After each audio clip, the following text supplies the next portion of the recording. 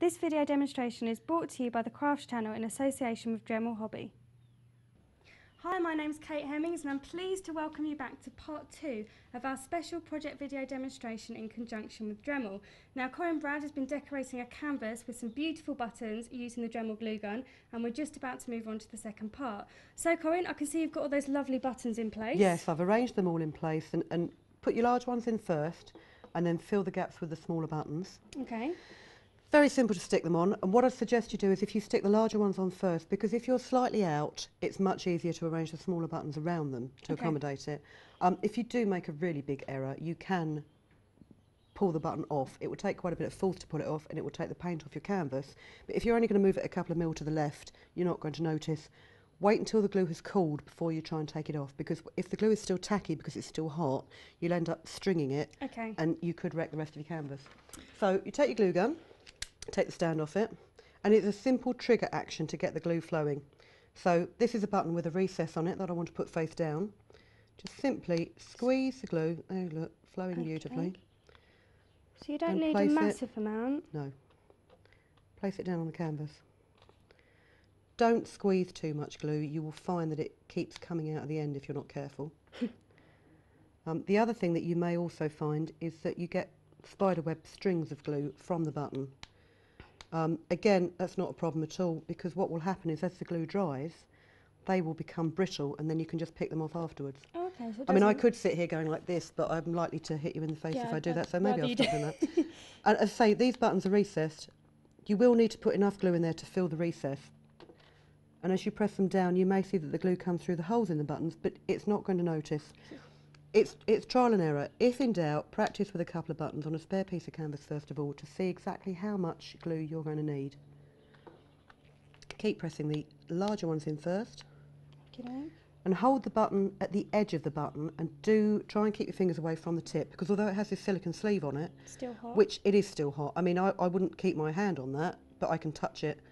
But that is red hot, and you don't, you know, it's not going to kill you, but it is going to give you a nasty burn if you're not careful. Having said that, I mean, a glue gun like this is probably fine for children under adult supervision, but with anything, it's a matter of common sense more than anything else. It's a hot tool. You know, don't leave a 3-year-old unattended with a hot glue gun. I love the colours that you've used. They're great, aren't they? The big ones are in place now. I'm just going to carry on doing this. The other thing I was going to say is this method can be used to decorate all sorts of things around the home. So you can have a whole matching set. Well, you could do. I mean, okay, it might be a bit overkill if you did your entire living room decorated in buttons, unless you're the Pearly King. But I mean, lampshades, photo frames. Photo frames would look great. I mean, I quite fancy the idea of a set, you know, like a triptych of pictures of trees like this, just along one wall on a plain wall.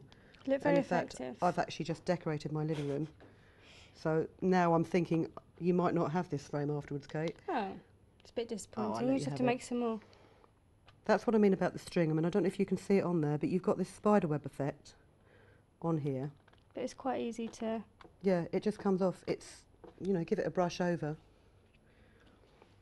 And now, can you just take that off my hand for me? Certainly. Thank you, madam. And as I say, it will pick off once it's completely cool. And then you can repaint. Now, which have I stuck? No, I haven't stuck them.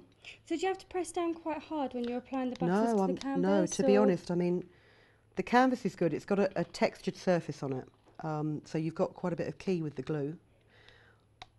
I would say with most, I mean, this glue gun has worked for me on most surfaces, be they rough or smooth.